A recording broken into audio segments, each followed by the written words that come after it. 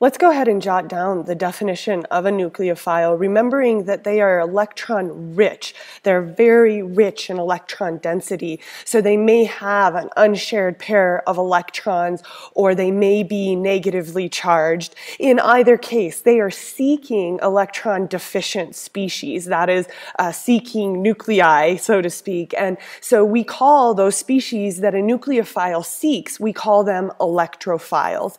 So we can go ahead and write down what some of the most common of the nucleophilic atoms are, particularly in biochemical reaction.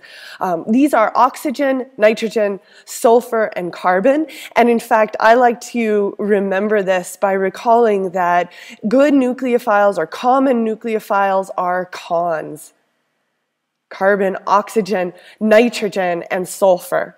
We could also review this to a little more extent by thinking back to the periodic table and picking out the particularly good nucleophiles.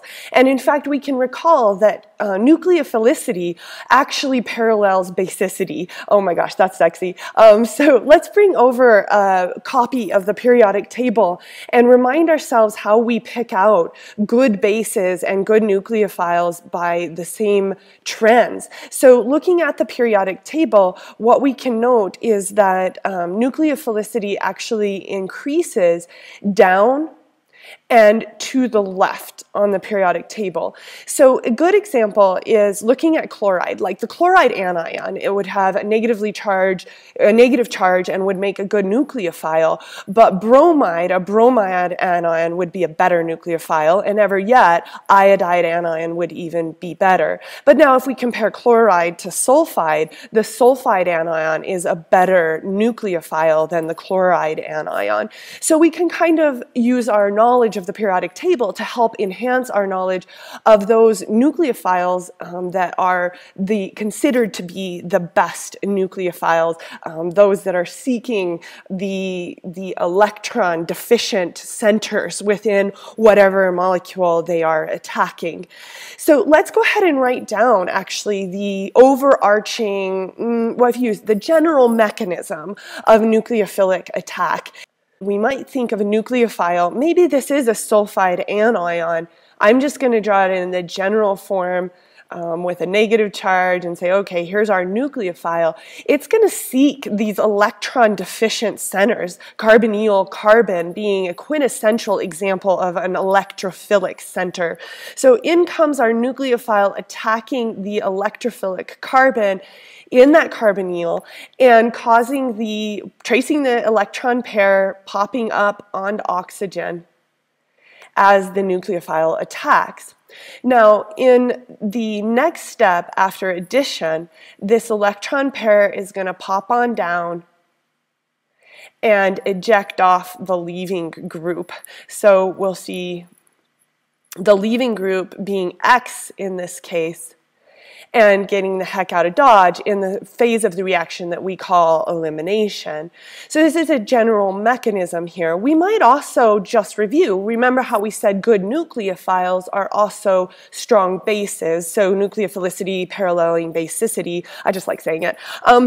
So what we see then is that good nucleophiles are strong bases, whereas good leaving groups are weak bases. So when you ask the question of, okay, well, what's the difference between this X constituent and the nucleophile, is that the X constituent was a weak base, whereas the nucleophile was a stronger base. So this gives you an idea of the general mechanism of the nucleophilic attack. While we don't tend to think of water as being a highly reactive molecule, it can be reactive, and particularly at the heart of an enzyme, it can be facilitated in its reactivity. That is, components of the enzyme can make it more reactive, can and do make it more reactive.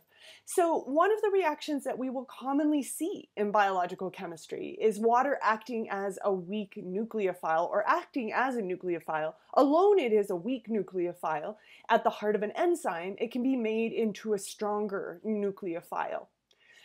So in this particular example, just an example at this time to let you know that this is a reaction that we will see more of.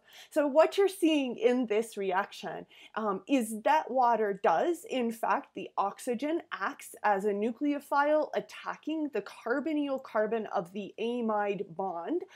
Some of you might also recognize that as a peptide bond holding together two amino acids. So in this particular case, this reaction is thermodynamically favorable. We can see that, but kinetically it is very, very slow. So therefore it is enzyme catalyzed, and the enzyme is playing a big role in facilitating this reaction.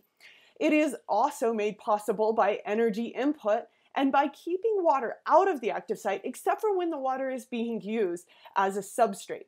I want to just briefly show you one really cool enzyme, and I promise we're going to spend far more time with enzymes that use water as a reactant. But this is a beautiful image of a serine protease. More on this to come. So don't get overwhelmed by this figure from the Nature Publishing Group, but just know that it's a little bit of foreplay. We're going to spend more time on this later. But what I do want to show you is check it out, how water enters the active site, becomes stabilized within the heart of the enzyme, and then does in fact act as a nucleophile at the heart of that enzyme. And you're kind of noticing too that there's stabilizing of that water, enabling it to be a better nucleophile than it would have been without it. So look forward to more on water molecules being reactive within biological systems.